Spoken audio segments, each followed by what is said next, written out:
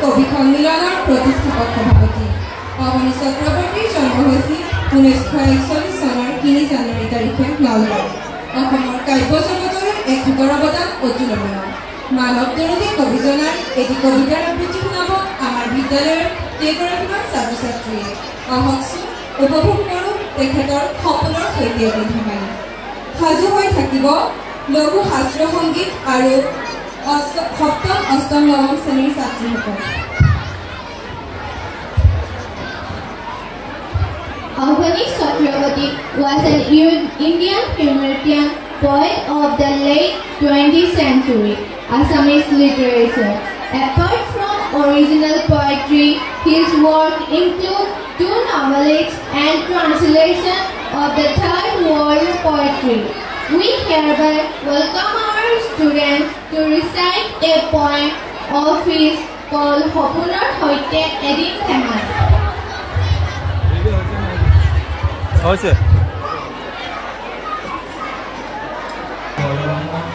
বাহৰ বিচনীখন ঘূৰাইছিলোঁ হেতেলিত ল'ৰা ছোৱালীহালৰ গাত। ছোৱালীজনীৰ আঙুলিৰ আগত বজাৰ সমূহ থকা অট্টালিকাৰ আদালত ওলমি থকা বিজুলী বিচনীৰ ঘূৰণি। তাই মোক সোধে আৰু আগৰ দৰেই কয় অহা বছৰ মানে। অহাটো বছৰ আৰু কোনো দিনেই নাহে তাইও জানে আৰু কয়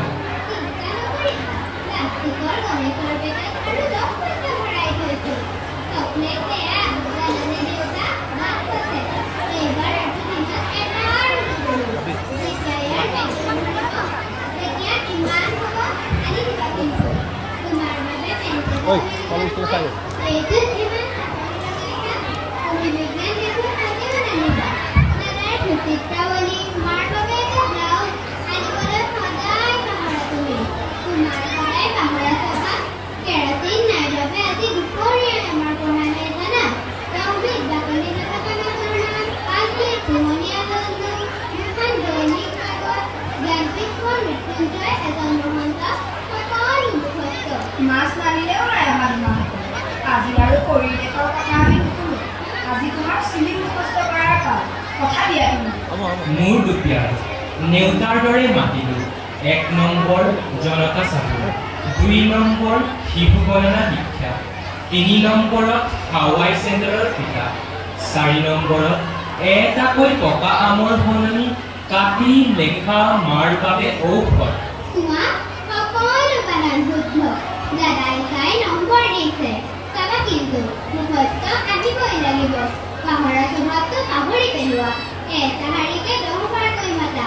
চাউল লাগিব 5 কেজি আৰু চোৱা তোমাক এটা গেঞ্জি লাগিব খুব জৰুৰী চিন্তি ৰাখা। ইমানবোৰ একেলগে দিয়া দেখি মুখখন ঘুমুটা কৰিলা। বাৰু দেউতা তুমি যে এটা আমকে কাটি আমাক ভগাই দিয়া তুমি কিয় আম ভাল নোখোৱা? সিদিনা হস্পিটাললৈ যাওঁতে বাটত যে দেখিলোঁ যে ধাৰ পকা পকা আম আৰু কঁঠালৰ ঠেলা। মায়ে কি ক'লে জানা? সেইবোৰ হেনো মহাজন আম আৰু কঁঠালৰ ঠেলা কঢ়িয়াই তেওঁ হেনো ভাড়াটোহে 3 টকা পায়। আৰু আমৰ বেপাৰীয়ে বোলে আম বেছি আমাৰ দৰে ৰেচনৰ 1 কেজি চাউল কিনি খায়। হয়নে দেউতা? হয় হয়। এতিয়া শুনা, তাৰপিছত কাউৰীজনীয়ে খাব বুলি অনা তাই ঠোঁটৰ মঙহ কেনেকৈ হেৰুৱায়। নুশুনো বুলিও সিহঁতে সপোনতে আম জাম কঁঠালৰ ৰূপ গণি গণি দুয়ো কাষে লালকাল দিলে। জীৱনৰ অন্ধকাৰতো সিহঁতৰ উজ্জ্বল পোহৰৰ মুখবোৰত অলেখ খিৰিকী থকা ৰূপকথাৰ আঁঠুৱাখনেৰে ঢাকি থ'ল। আৰু কপালে মুখে এজাক মহে কুনকুনাই থাকিল সিহঁতৰ তেজতীয়া সংগীত। ৰাতি ধাৰাসাৰে বৰষুণ হ'ল। হেতেলিৰ ওপৰত ফটা ছাতিটোৰ মুখত পিন্ধনৰ কাপোৰ থোপাকে জাপি শ্ৰীমতীয়ে কোৰ দি ৰ'ল। কাৰো মুখত কথা নাছিল। কোলাত লালন কৰা সপোনৰ মুখত বাৰে বাৰে দেখিছিলোঁ বিজুলীৰ চমকনি। উজাগৰে কোঠালিৰ একাটোপা নিযুতি ৰাতিপুৱাৰ আগে আগেহে কিজানি কাৰখানাৰ ঘণ্টা আকৌ শুনিম বুলি কুকুৰ পোৱালি এটিৰ দৰে ময়ো সিহঁত দুটাৰ কাষতেই লেখি গ'লো। শ্ৰীমতীৰ হাতত ছাতিটো, তাৰ ওপৰত দিনটোৰ ৰাতিটোৰ মজিয়া পানীৰ কলকত সিহঁত দুটা উঠিয়াই খেলিবলৈ লাগি গ'ল। ইমান পানী দেউতা ছোৱালী আৰে আৰে সদায় বিচৰা বস্তুবোৰ নিজে নিজে কেনেকৈ আনিব লাগিছে। আম আহিছে, কঁঠাল আহিছে আৰু আহিছে পিংকুহঁতৰ কাঠৰ ঘোঁৰাৰ ঠেং। আয়ৈ দেহি ঠেংখন কেনেকৈ লুটত কৰিছে। আৰে আৰু আহিছে পিংকুহঁতৰ চুবলৈ নিদিয়া ৰিক্সাখনৰ চকা। দেউতা উঠা উঠা, আমি কেনেকৈ ধনী হৈ গলো আমি বিচৰা বস্তু সোপাকে পালো। কিতাপ এডবো আহিছে অতি, আহিছে কিতাপে কুলি বিজ্ঞানো দাদাৰ বিচিত্ৰাৱলী লেতেৰা বুলি নকবা এতিয়া। আমাৰো কঁঠালৰ গুটিবোৰ ৰুই থলে দেভাৰ লাগিব পকা পকা। আমি লগে ভাগে খাম, আমি লগে ভাগে খাম, এটা এটাকৈ পকা পকা। নুচুবা সেইবোৰ নলাৰ আৱৰ্জনা। সদায় সদায় ধমকি, কেৱল সদায় সদায় ধমকি। ধমকি মানেই দেউতা নেকি?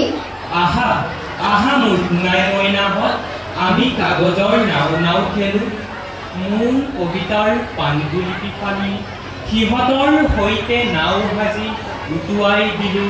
শেষৰ কবিতা মৌৰি সিহঁতৰ হাতে হাতে কপি কপি মজিয়াৰে চোতাল গৰকি ৰাজ আলিয়েদি বৈ গ'ল কল কাষৰেৰে।